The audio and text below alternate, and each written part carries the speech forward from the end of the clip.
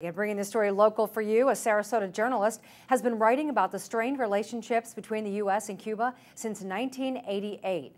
Johannes Vanna, editor of the Cuban Standard, says he's surprised this day didn't come much sooner. Now that U.S. and Cuban diplomatic relations are thawing, the talk of economic opportunities for U.S. companies should be heating up.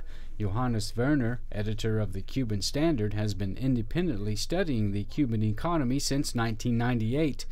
Werner says the people of Cuba have despised the U.S. embargo and wanted normal relations long before now.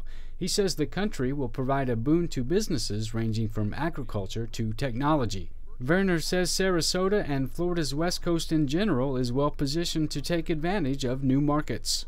It is on the horizon now that both the U.S. government and the Cuban government will allow boaters to go back and forth between the United States and Cuba. Executive Director of Port Manatee, Carlos Buqueras, agrees.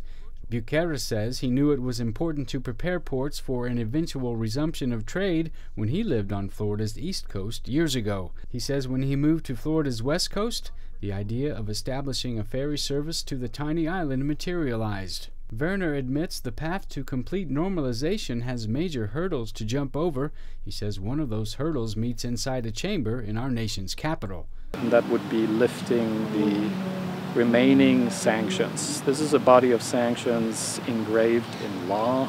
It needs to be changed by the U.S. Congress. Carlos Buqueras says Port Manatee continues to lay the groundwork for the day when U.S. law allows unrestricted travel from the U.S. to Cuba. Matt Young reporting, SNN, Suncoast News Network.